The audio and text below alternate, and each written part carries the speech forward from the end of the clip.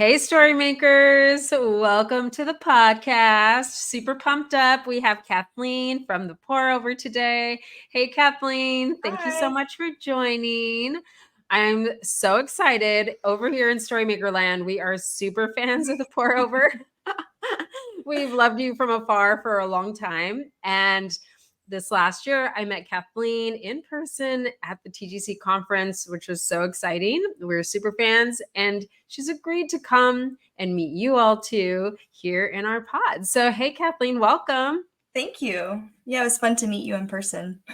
Yeah, it was so great to meet you guys, and we just love what you guys do. So, Thank you. if you don't know what the pour over is, Storymakers, Mockingbird fans, everyone out there, you want to get in touch, you want to get involved, and you want to know about it. So, Kathleen, give us the 411. What are the highs around the pour over? Okay. So my elevator spiel, the pour over is a trustworthy news resource guiding people towards eternal hope. That's what we tell people. But what that actually means is we are a news summary that wants to inform Christians on what's going on in the world and keep them focused on Christ. We want our audience to be able to get our summary 3 times a week and be able to walk into a workplace or any sort of situation where people might say, "Did you hear about XYZ news story?" And they're able to say, "I heard about it. I'm not stressed about it. I know the story and I'm good to go." So our the big pieces of what we do are we're politically neutral. We're always going to point people back to Christ, and we're going to be quick about it. We're not going to dwell on any news story. We want it to just be a really brief summary of what's going on. So that's us. Yeah, Kathleen, I mean, you all are so brave to be out in the news world. As Yeah. sensational and wild. It just seems like such wild territory. And what you guys have done is such an incredible job of hitting your mission. I mean, honestly, like I run across it on IG and I think, oh my gosh, that's so stressful. And then you see the news and then you're like, wait, just take a beat, take a Right. breath, pray, and like God's got everything in control, Right. just like he always has. And so I love that aspect of the pour over. So, Kathleen, tell us here in Storymaker Land, we're super curious. We love imagination and we love faith. And we would love to know more about you and your story and how your faith has been sparked by maybe imagination or maybe not, maybe the news. Yeah. Well, let's see. When you ask me what my story is, my first reaction is like, I don't really have one, but I'll use my imagination and there's something there. So I think the biggest thing for me is when I look back on my life to this point, I can see the way God has always been there, weaving his story. My favorite like image that I have is an image of like a tapestry, you know, like you see the threads on the backside of it and you're like, I don't know what this is supposed to be. There's a lot of knots there. It's pretty messy. This is, I don't know what. And then you turn it around, it's a really pretty picture. So I feel like that's a good way of describing my life. I mean, I had a great childhood. I've had a great life thus far, but I never really like, I don't know, I always thought I knew where I was going. And I, went to school for human environmental sciences, which was like my 5th major, maybe. I lost count. I didn't know what I wanted to do, and I always kind of envisioned, I don't know, some sort of like at first I wanted to do like nutrition and personal training. Like it was always this like, why should I fit into a box of one thing? I think I want to create this own mold for myself. I want to do this and this. And even whenever I did land on a major, I just did a broad major because I couldn't figure out what one thing I wanted to focus on. I ended up working in an office job that had nothing to do with any of that I just said. But it led me to meeting my husband and moving to Chicago from Alabama, which was totally not what I thought I was going to be doing. And then I found the pour over, and that was just a total God thing. Somebody in my small group introduced it to me, and I got subscribed and volunteered basically. My husband had just been deployed, and I was like, I have some extra time on my hands. I'm here in Chicago. Anyway, and so even with that, figuring out how I could fit that into an office job and kind of thinking outside of the box about how can I have 2 jobs? How can I do 2 things? And then we ended up having to move for his job. And so I went to my office job and said, okay, there's not a remote position for me, but what can I do? And I had this like, I basically schemed up this idea of a position that maybe they could give me if they wanted to. And I totally think it's all through God's provision that people accepted my crazy ideas. But they gave me that job. And then, of course, 2020 happened and everybody went remote anyway. So I probably didn't have to try that hard. But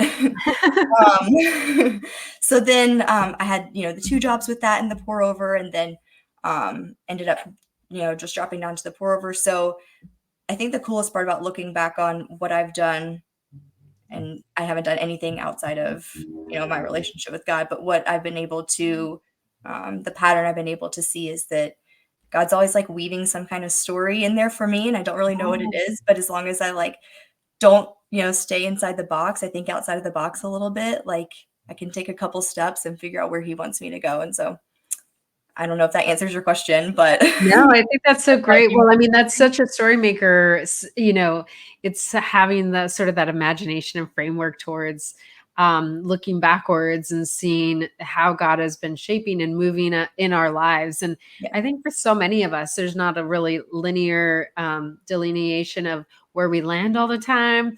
And so I think it's such a faithful answer to be able to look back and say like, oh, well, he was carrying me through all of those moments into right. all of these curious spaces, and here I am.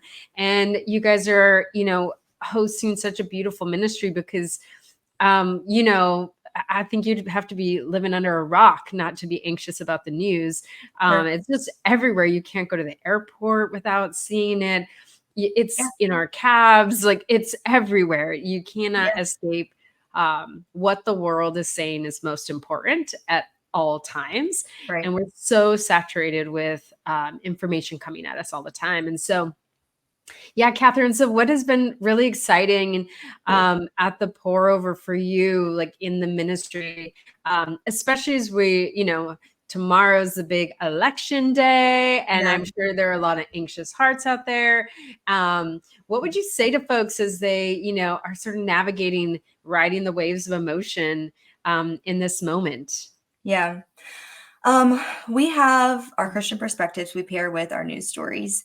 Our news stories are very concise, like I mentioned, 135 words, and I'm the one who makes sure that it's 135 words. I try and stick to that because um, one of the other things that's important to us is a healthy relationship with the news. Mm, It's like you said, that we're just inundated with information. And I can remember feeling overwhelmed by the news like from a young age. I remember the moment when I first was mm, like, it was after Hurricane Katrina down south, and it was just like mm, a 24-hour cycle of sadness. And so, like, you know, being young and realizing that, and now thinking about kids growing up and having even more access to media, like all ages, all facets of, of society are just inundated with information. So we feel very strongly that you can be informed with short stories, basically. Like you mhm. can spend a minimal amount of time in the news and still be informed.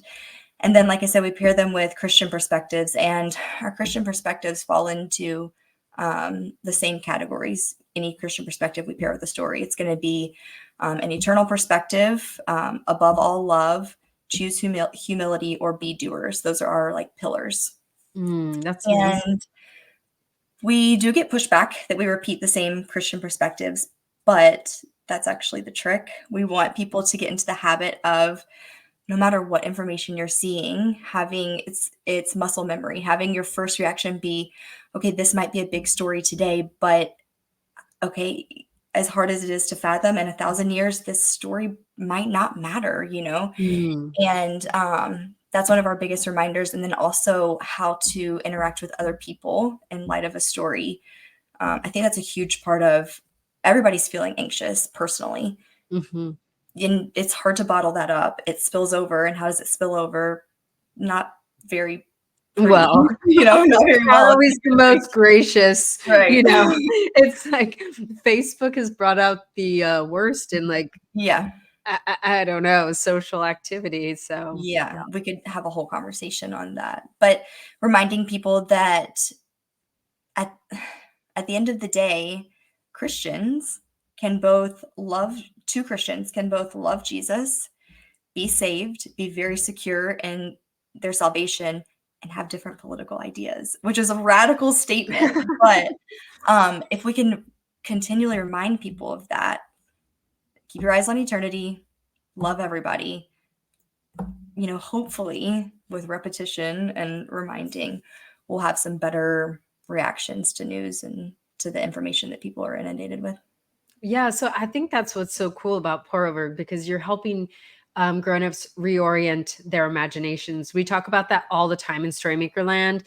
And, back in we used to say like, oh, your imagination grows flabby over time as you become an adult. But actually, I think it becomes more activated towards negative and more extremes.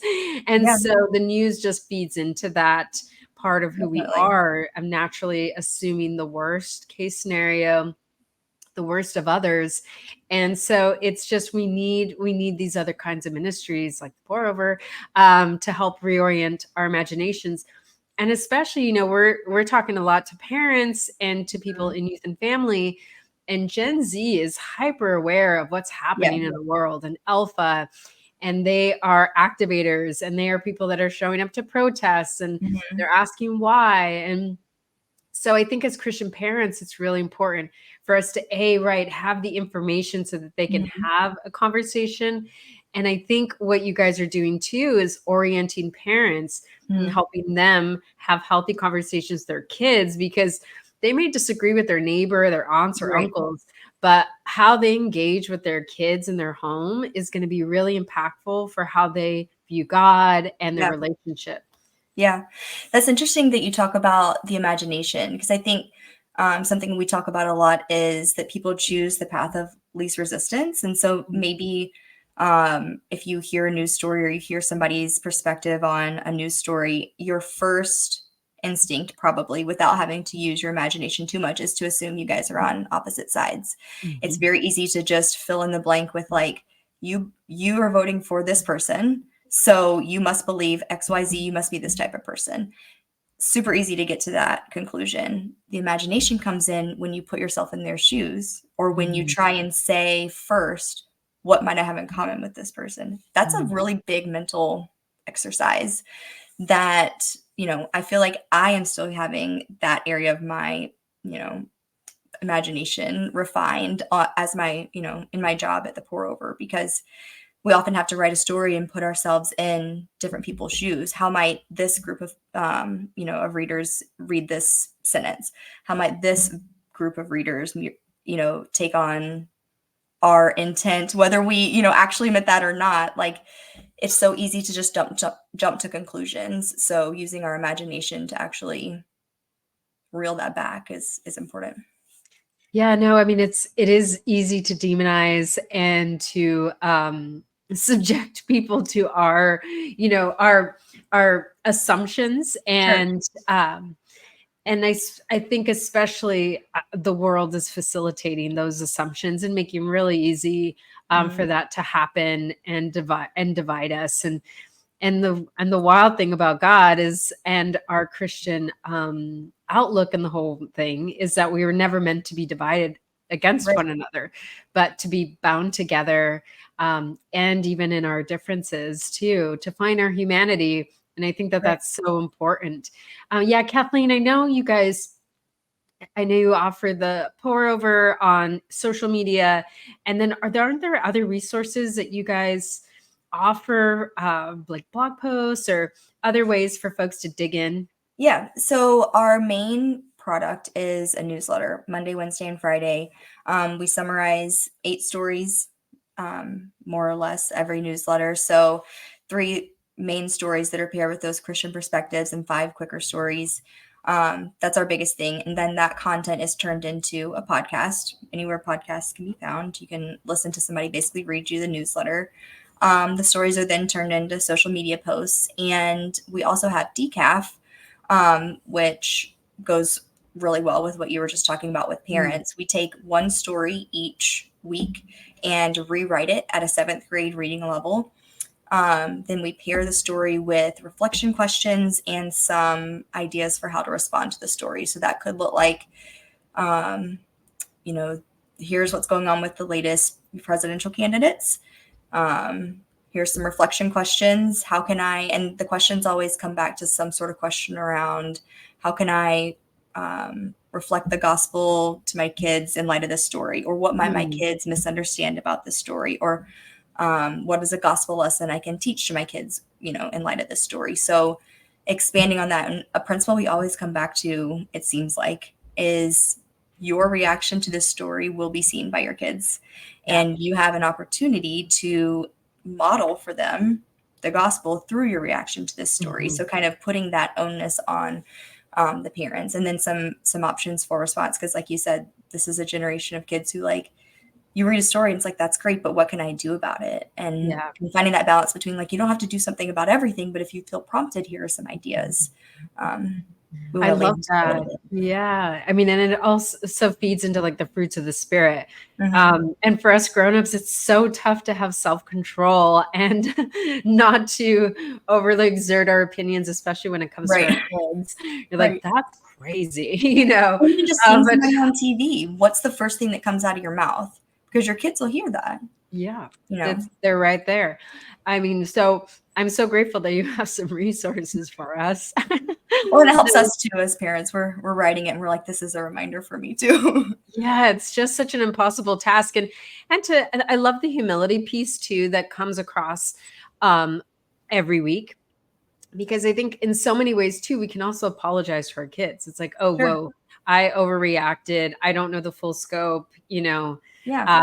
So sorry. You know, maybe we could revisit that or think about that in a different way. But I think that's so wonderful. And Kathleen, what have been I just was curious, because you're in the news cycle, what have been some exciting, maybe not so exciting, but grace forward stories that kind of just knocked you guys off your feet? Stories we've covered, or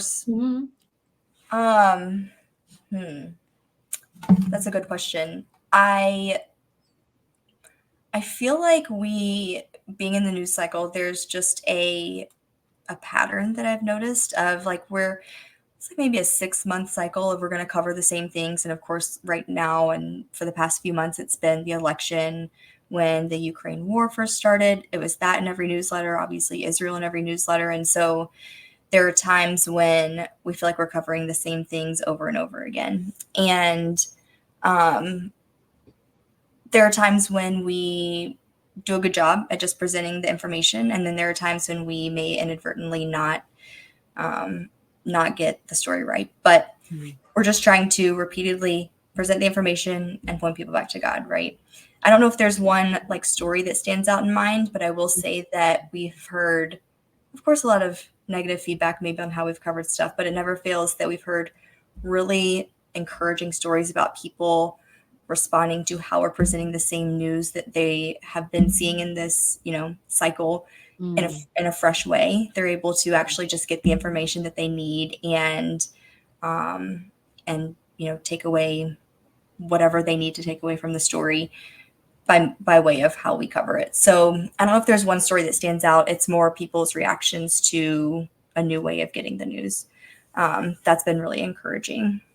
Yeah, I mean, I can only imagine that we're better off receiving information in a way that's not so aggressive or emotionally high motion inducing. I mean, because then we're just better neighbors, and we can pray for these situations in a way that's, I think, less you know, bent in a specific way, you know. And so I think that's so wonderful and freeing, and you guys are offering a moment of peace, and for us all to sort of move through the world and remember that God is still God, and that God is making all things good. So and he'll make everything right. Covering it in less words is a big part of that. If people want more information on a topic, we link to all of our sources. We encourage people to go look into that, but we like to stay very true to our format of covering things very concisely. There have been times when we've stepped out from that. With like Israel and Hamas, we did do an explainer where I actually stayed up really late one night, and I was just like, if we're going to cover this, which it seems like we're going to cover it a lot moving forward. We need to do our due diligence, look into the history of this region, and give that information to our readers. And so we tried to put, like I said, that's one of the few times we've stepped out and kind of done an explainer post versus just summarizing the news, just to give people more context to what they were going to be reading for the next year now. Yeah. So that was received very well. I think that was one that we were not surprised by the response, but pleased by the desire our readers had to understand the context around this story. So that was one that we were pleased by the response. That's awesome. Well, Kathleen, as we kind of peel off, I would love for you to leave our listeners with those 3 notes that you had mentioned at the beginning of our conversation as we find out whoever wins tomorrow. What would you say to our listeners as they go through their day?